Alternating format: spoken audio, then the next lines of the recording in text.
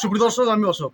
আমি এই মুহূর্তে অবস্থান করছি বীরভূম জেলার অন্তর্গত লাভপুর থানার ইন্দাস গ্রাম পঞ্চায়েতের মিলনপুর হচ্ছে কি কোপাই নদীর 100 মিটার দূরত্বে।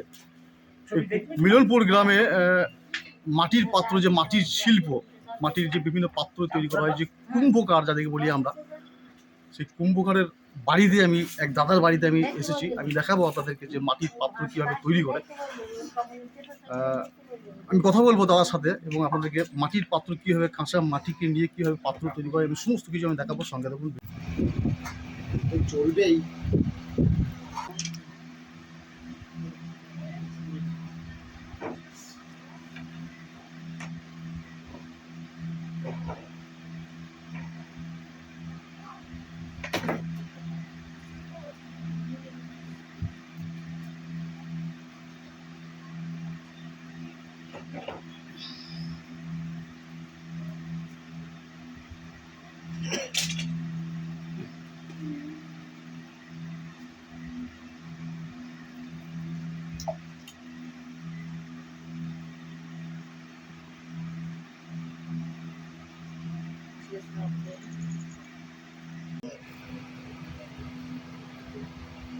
ধনুচি আমাকে একটা নতুন স্টাইলে করে দেবে, এটা বাদ। বোম্বে কাটিং দেবো একটা, Bombay cutting, sleeve cutting, Bombay cutting যেগুলো আপনার ইয়েতে, ওই যেগুলো টিভিতে ইয়েতে দেখলাম। আমার নাম হচ্ছে প্রিন্সিপাল। মানে আমি যেটা জানতে চাইছি যে আপনার এই মিলনপুর গ্রামে হ্যাঁ, এখন পর্যন্ত কুম্ভকার কতগুলো পরিবার আছে? আমাদের 14 ঘর আছে বর্তমান। তার মধ্যে কতগুলো পরিবার এই সমস্ত কাজ, মানে যে শিল্প, এই শিল্প এখন 8-10 ঘর যুক্ত আছে। 3-4 ঘর করে না, সব কাজ মাছ বাইরে বাইরে করে ফিরছে। তখন বর্তমানে মোটামুটি 10 ঘর কাজ করে, মাটির কাজ। মানে বাকি যা ছেড়ে দিয়েছে, এই যে প্রশাসনে যারা কাজ করতো তারা অন্যত্র চলে গেছে, অন্য পেশার খুঁজে চলে গেছে। অন্য পেশার ওই বাইরে বাইরে কাজ কর্ম করে খেয়েছে যারা। মানে আর যাদের চারবার জমি জায়গা আছে তারা চাষ করে খেয়েছে। মানে এই পেশায় কি আসে কি অর্থনৈতিক দিশাগুলো দেখা যাচ্ছে না, লোকসান। লোকসান মানে মাটির কাজে আর তো সেরকম ডিমান্ড নাই গো। মাটির কাজ আগে যে চাহিদা ছিল আপনার, সেই চাহিদা কিন্তু এখন নাই।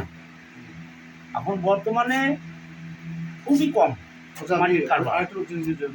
এই যে আমরা শিল্প এখন ঢুকছে বলা যেতে পারে, শিল্প এখন ঢুকছে, এই যে মাটির পাত্র তৈরি করা শিল্প, সরকারি কোনো অনুদান পেয়েছে না? সরকারি কোনো অনুদান পাই নাই। মানে আমাদেরকে যে টিকিয়ে বহুত আগেকার কালে একবার পেয়েছি। 1385 সালে যখন বান্নে ঘর দূর চলে গিয়েছিল, তখন একটু অনুদান দিয়েছিল ওরা। তারপর থেকে কোনো সরকারের সংস্থা থেকে কিছু আমাদের সাহায্য করে, মানে আজ পর্যন্ত। আর কয়েক বছর পর দেখা যাবে যে এই যে 7-8 ঘর পরিবার এখনো পর্যন্ত টিকিয়ে রেখেছে এই পেশাটিকে, শিল্পর, এই যে মাটির শিল্প, পাত্র তৈরি করার পেশাটিকে। তো আগামী কয়েক বছর পর দেখা যাবে যে এই 7-8 ঘর পরিবারও কিন্তু এই পেশার সাথে যুক্ত হবে না, তারা হয়তো অন্য কোনো পেশা থেকে চলে যাবে। আচ্ছা, এই যে 7-8 ঘর পরিবার, তাদের যে নেক্সট জেনারেশন, পরবর্তী যে ছেলেগুলো উঠছে, তারা কি এই পেশা আসছে? তারা এই বছর আসছে না, তাদের তো এই সংসার চলবে না এই করি আমরা।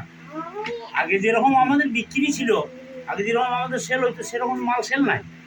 মানে নতুন প্রজন্ম নতুন করে এই পেশার সাথে আর যুক্ত হতে চাইছে না। তারা আমাদের লেখাপড়া শিখছে, কেউ কলেজে, কেউ হাই স্কুলে পড়ছে, তারা অন্যত্র পেশার কাজে, নতুন কাজের সন্ধানে তারা চলে যাচ্ছে। কিন্তু এই পেশার সাথে, বাবার সাথে, যে এই পেশার সাথে তারা কিন্তু যুক্ত হতে পারছে না। আসল ব্যাপার হচ্ছে মালটা চাহিদা থাকতে হবে। তো একটা কোমরের কাজ করিয়ে, যদি মনে করুন একটা কোমরের কাজ করে কিছু না হলে মাসে 10,000 টাকা ইনকাম হতে হবে। মানে মাটির পাত্রের জায়গা কি অন্য ধাতুর পাত্রগুলোর জায়গা দখল করে দিয়েছে? হ্যাঁ, অনেক জায়গায় হয়েছে, অনেক জায়গায় হয়েছে। মানে মাটির যে পাত্র, আগে তো সব মাটির পাত্র আমি দেখেছি বাড়িতে যে মুড়ি ভাজ যে খোলা বলতো বিভিন্ন ভাষায়, সেই খোলা থেকে শুরু করে মুড়ি ভাজা বন্ধ হয়ে গেছে। মিল হয়ে গেছে, এখন অন্য সিস্টেমে চালাইছে, মুড়ি ভাজিয়ে দিচ্ছে। এখন শুধুমাত্র পুজোর যে জিনিসগুলো মাটির প্রয়োজনীয়তা, একমাত্র সেটার উপরই নির্ভর করছে।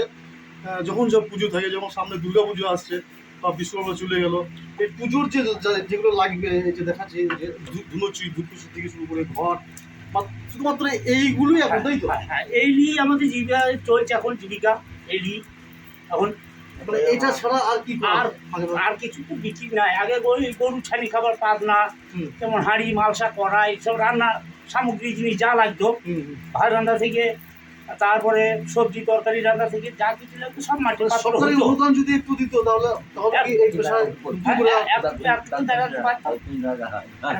বোঝা যাচ্ছে যে সরকারি অনুদান যদি একটু দিত, এই যে লুপ্ত প্রায় এই পেশাটা আবার হয়তো নতুন করে প্রজন্মগুলো আবার নতুন করে তারা এই পেশায় ফিরে আসতে পারতো। এগুলো হচ্ছে ধুনুচি, পুজোর সব পুজোর সরঞ্জাম।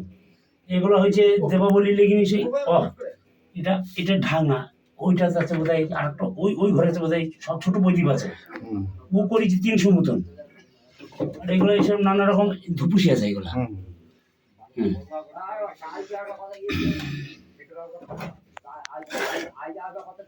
এগুলো ধূপ দেয়নি, এটা সব ভান ভরা আছে। তেল দিয়ে কাজ করে।